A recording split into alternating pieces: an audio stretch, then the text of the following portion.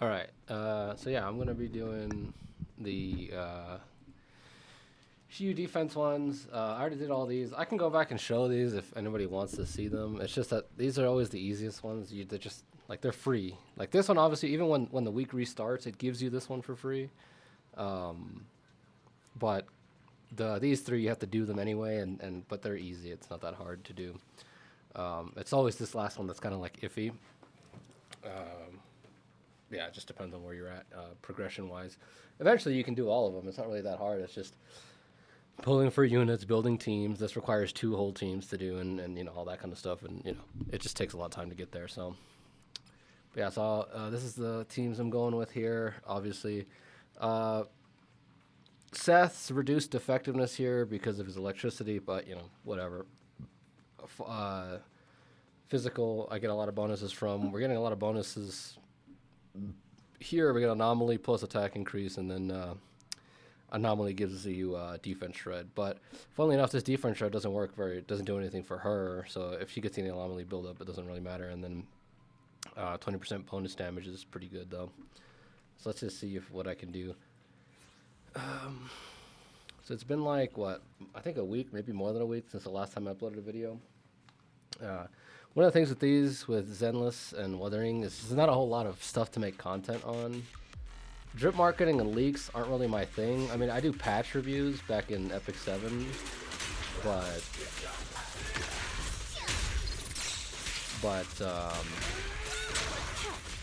yeah, like patch reviews here are kind of boring because like no meta changes are happening.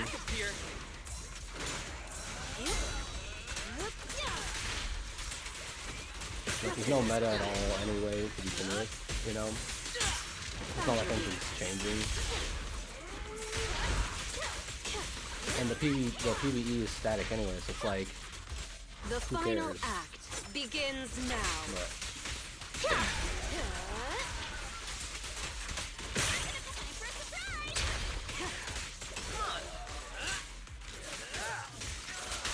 Hit him where it hurts. I hate when this happens. It doesn't give me the stun. Careful. I bite. Final warning.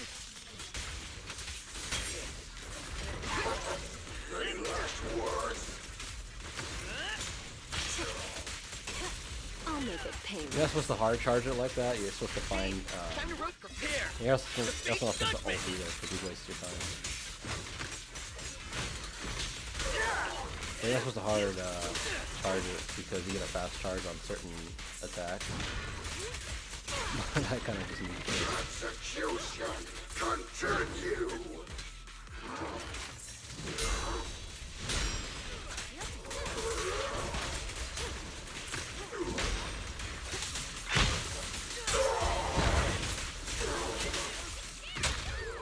Normally you do this. I think I've showcased this a little bit. It's not like an insane skill. It just gives you 2 Salto jumps, which isn't like the greatest thing in the world. Salto jump's not exactly the best skill. No, that's not a terrible skill. It's just it could be Now, better. you're the prey. But it does do a pretty good job of distracting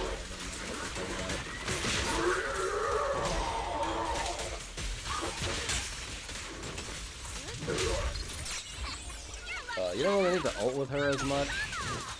You don't really need to do much with using her. She keeps her buffs up pretty well. I'll make it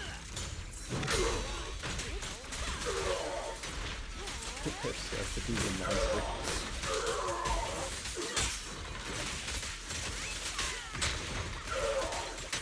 Man, I cannot trigger this to save my life. How long did that take? 221? That was way too long. I messed up a lot in there, so I might go back and redo it, but for the most part, that was good enough because it gives me 2.5. It should be 2.5. You kind of want to stay within 2.5 for each one. Oh, I hate these guys so much. Oh, you guys are gonna watch me fail against these guys like crazy. I'm just gonna restart. Yeah, I hate fighting these guys. This is worse than the marionettes. Are these two? Like they're insufferable. I don't know who came up with them. I don't know who designed them. Yeah, do not like this person. They're just annoying. They're not like challenging per se, you know. They're like, yeah, they're just irritating because if you kill one of them, the other one wastes time with that. And you have to like disperse your stun evenly between the two of them because you really need to kill both of them. Otherwise, it wastes so much of your time. Like I know EO is like, oh, it's a skill issue, and I understand skill issue as much as the next person. But I mean, just because it's like it has a certain level of skill that you have to portray to like be good against them doesn't make it any fun, you know? Like yeah, okay, maybe I could be playing better, but I don't care. I just don't want to learn to play this boss. Like it's not fun.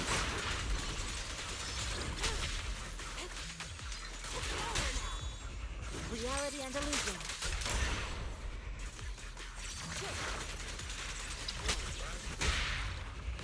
Oh, look at this. I don't even know what I'm doing right now.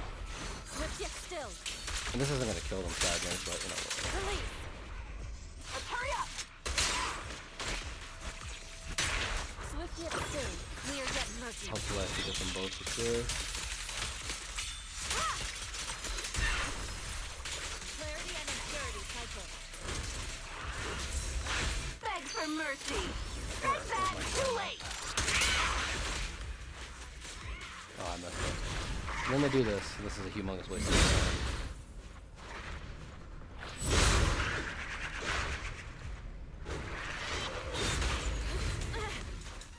You don't get hit.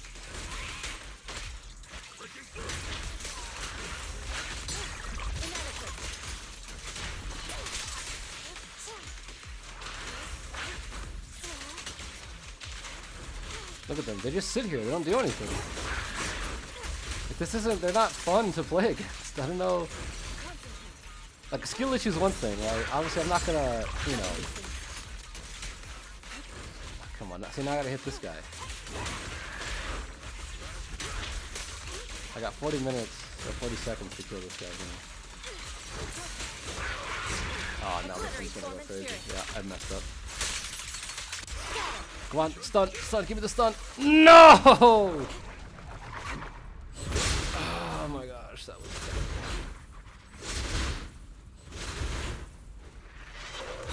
Yes, whatever. Reality and illusion. Oh, I messed up. Yep, I was supposed to do the charge attack.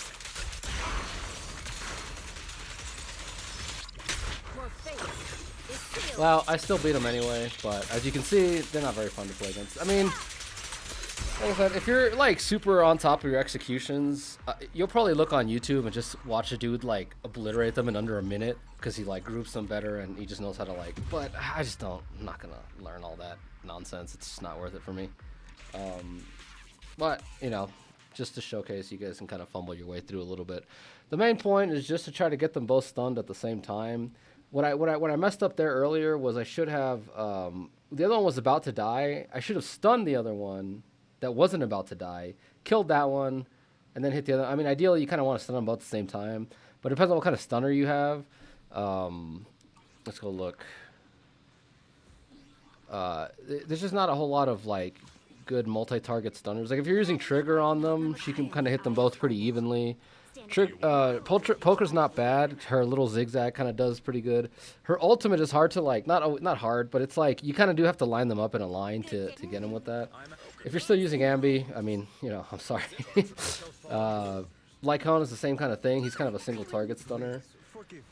She's just kind of, I don't really, you know, her kit's kind of all over the place. She just kind of blows up constantly, so I'm sure she does pretty good against them. Chingy, obviously, is probably going to be the best stunner. She just has a huge range of whatever, and she just, like, stuns the crap out of them. It's crazy. But yeah, no, there's not a whole lot. There's not a whole lot of stunners that can just, like, hold down the entire area. Now, I had a pretty easy time using her because she has a lot of grouping stuff in her kit already anyways. Her charge attack does a pretty good job at that. But yeah, anyway, I don't always, yeah, okay, shut up, go away. There's not a whole lot of like content to make on this game. It's like, yeah, I can do, you know, leaks. I don't have enough money to pull on every unit, so you don't get to see like these crazy pull videos. And you know, I'm pulling for Alice because she goes pretty good with Jane. I actually tricked myself in there. I thought it was gonna be a 5-star. Because she goes pretty good with Jane, but I'm not gonna like spend money on her. As you can still see, I think I'm just gonna I might keep this monochrome because this is supposed to be for the skin for Yuzuha, like the leftover from that video I made a while ago. But that's its own thing. We'll worry about that another time. But for now, I think I'm probably not gonna use it. So if I get Alice, great. If I don't, okay, whatever. Going after Alice, the next thing I need to save for is I need to make a decision where I either pull for Orpheus to complete the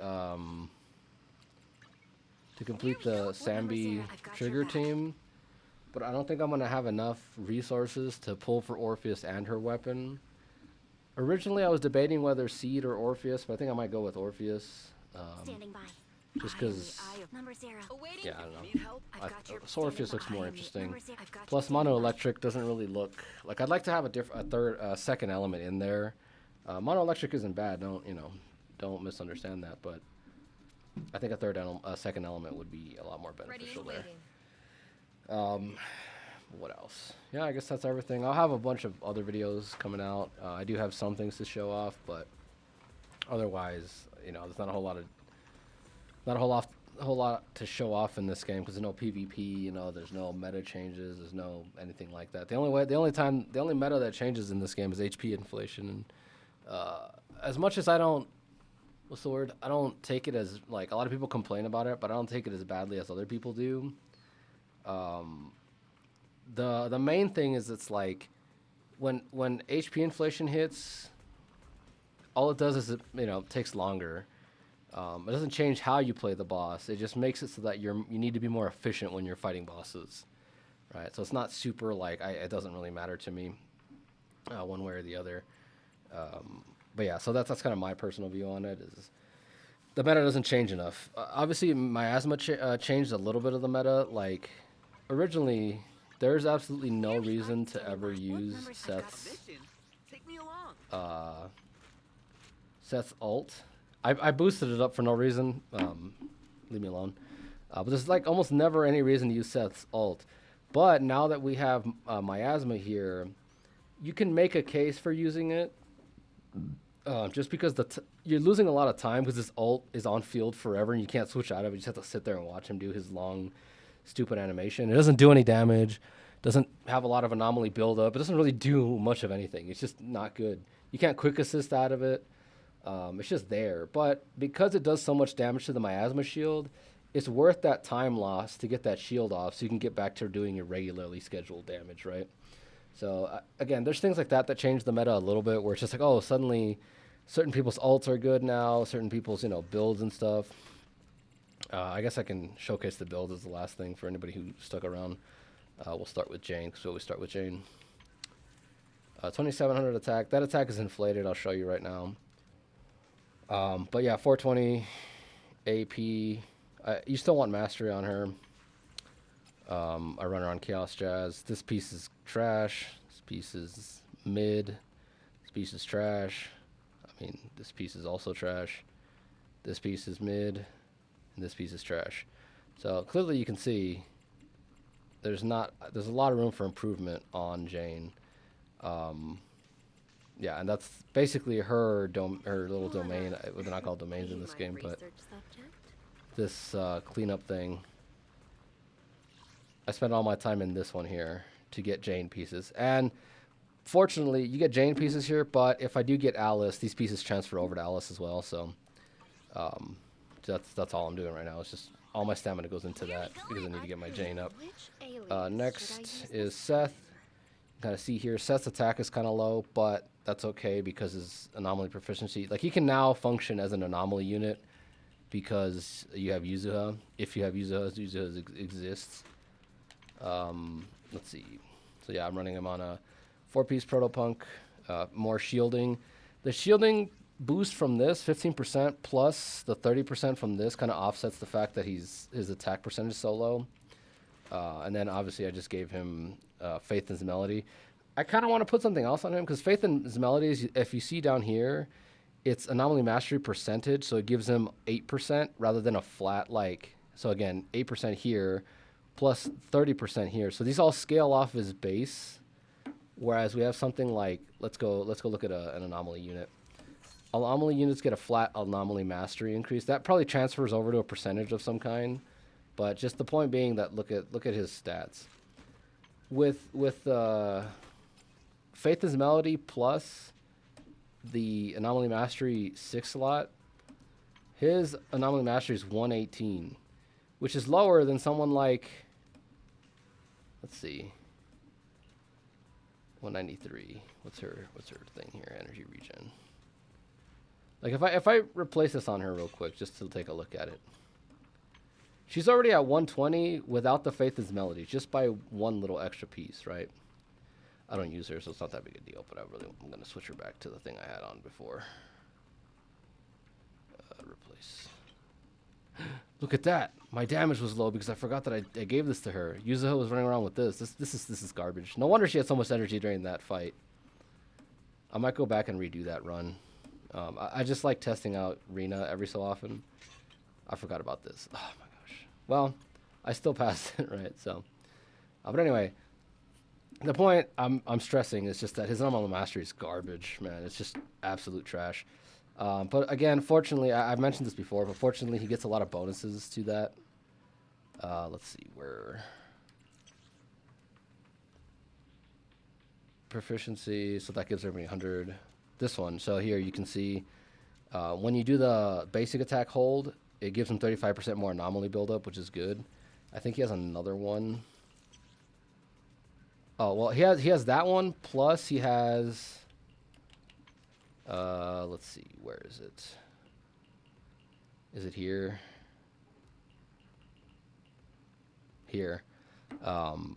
Target's anomaly buildup resistance to all attributes is reduced by 20%, which includes his own element, so he gets 20% extra anomaly buildup from that. So yeah, his anomaly buildup, the number is kind of low, but the actual how fast he builds it up isn't too bad. It could be better, obviously, but you know, whatever.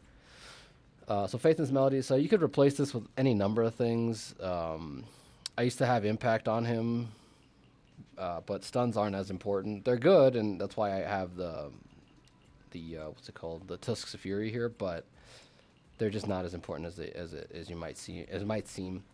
The other thing is, yeah, I think that's everything. All these pieces, actually, Seth's build isn't terrible. This is, I start off on this piece, which is terrible, which I do need to replace at some point, but I can't grind for his pieces anymore. I don't have that kind of stamina. But basically, the only three things you want on Seth is attack, crit damage, and anomaly proficiency. So like, look at this. This is a pretty good piece here. Where else here? Attack and anomaly proficiency. This one's fantastic, and it only rolled into those. I mean, I missed crit damage, but whatever. Anomaly proficiency. This one's actually trash. This one's not too bad. 30% damage, crit damage plus attack percentage. You know, not bad. Proficiency plus attack, and no crit damage on this. But you know, like I said, you have to meter how much because every time you run one of these domains or whatever, it costs 60 stamina. You have to measure how much you spend, because if you spend 60 stamina to get Seth better, to improve Seth, your damage is only your damage output at the end of the calculation. You know, when you do the whole run, you're only getting like 2% increase. But if you go into Jane, you might get like a 10% by dedicating that time to grinding her pieces out better, right? So anyway, this is kind of lecture-y. Yeah, that's my Seth build. Here we have the Yuzuha build. Obviously, this was off. I think let's see what it looks like when I had this on. Her attack stat was a little lower, so some of her buffs weren't all the way up. Her attack buff wasn't all the way up, but it kind of made space for it with the other one. But in general, this is how she's built. Faith is Melody, 2-piece, and just a bunch of these pieces all here don't really matter. I need to build my Yuzuha better. She needs a lot of anomaly proficiency. This obviously has +2, +2, so these are kind of mid. This doesn't have any. This doesn't have any. This doesn't have any. This doesn't have any. The main thing is you just want to max out her anomaly mastery. You want to get her attack to 3,000, and then you can start piling on anomaly proficiency on top of that. And then her skills are maxed out, the important ones anyway. What else? So that's that. we'll go back to Yishuan. These are her stats. This is her build. Run around 2-piece crit damage set. Crit chance. Who else? Yishuan, Pan Yinhe. Again, his build's pretty obvious. Just as much energy regen or as much attack percentage you can get on him, because he doesn't do anything other than press triangle if you're playing on a PS4 controller, or just Y if you're playing on Xbox, or EX special skill, whatever button that is on the keyboard. Pulchra. Let's see. I went with this. What's this here? I got 2 crit rate on this too. But yeah, this is Pulchra. She's built as good as she can be. I ended up just deciding to go with energy regen here, plus the impact here, just for the sake of consistency. Plus, like I said, I have her weapon maxed out, and I like her weapon, so whatever. I'm just gonna stick with it. Plus, it does give her a little bit of extra damage. Her damage isn't very good in the final calculation, but it's better than nothing, right? So yeah, that's that for today. I'll have some more videos coming out in the future, but I have to kind of think about what I'm gonna do.